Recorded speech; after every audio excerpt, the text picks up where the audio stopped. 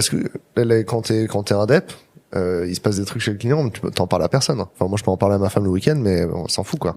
Ouais, c'est pas pareil. C'est pas pareil que quelqu'un qui connaît le métier et qui a peut-être vécu des choses similaires. Donc, effectivement, un des échappatoires quand t'es free, c'est d'aller au jug ou un truc comme ça pour vider ton sac autour d'une bière.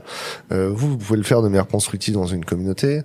Est-ce que c'est vraiment faire partie de ces communautés-là, c'est une raison de venir dans le SN plutôt que d'être indépendant pour vous? Ça apporte beaucoup de choses.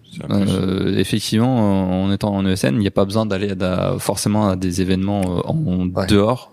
Il y a pas ce besoin-là parce que quand on va faire des events le soir sur un retour d'expérience, la mise en place d'une pratique innovante, ce qu'on a pu voir à l'Agilite par exemple qui s'est déroulé en juin.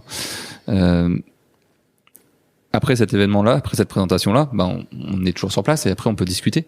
Et on peut discuter des sujets qu'on a abordés ou de dire tiens d'ailleurs, je vois que tu as travaillé chez tel client, ça s'est passé comment? Parce que moi, j'ai eu cette expérience-là et puis voilà, les langues se délient et on vide le sac. Ça fait aussi du bien de pouvoir lâcher prise un peu et d'avoir quelqu'un à l'écoute. Est-ce que du coup les communautés ça vous améliore aussi dans votre geste pro, vous avez l'impression de progresser grâce à la communauté?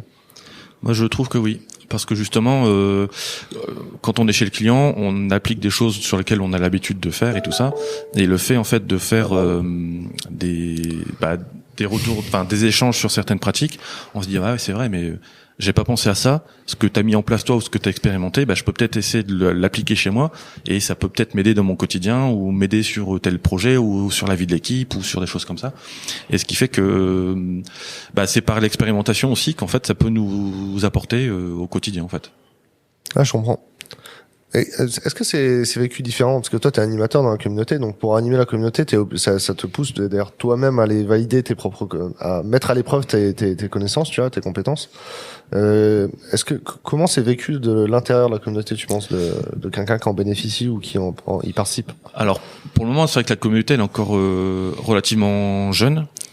C'est quelque chose sur lequel on est encore en train de travailler, mais c'est, je pense, un moyen en fait de pouvoir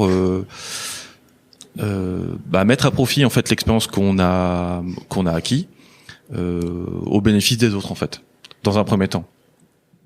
Parce que c'est quelque chose qui peut servir pour par exemple des juniors qui sortent de l'école et qui disent nous on peut mettre à profit tout ce qu'on connaît à peu près sur l'agilité afin que justement c'est des choses qui puissent vous servir quand vous irez chez un client, des choses comme ça, parce que on parlait justement des multi-compétences d'un dev qui doit être maîtrisé plein de techno et tout ça. S'il y a quelqu'un qui sort de l'école qui sait pas vraiment ce que c'est l'agilité ou qui a pas vraiment pratiqué, c'est des pieds à l'étrier qu'on peut donner déjà pour faciliter l'insertion chez un client par exemple.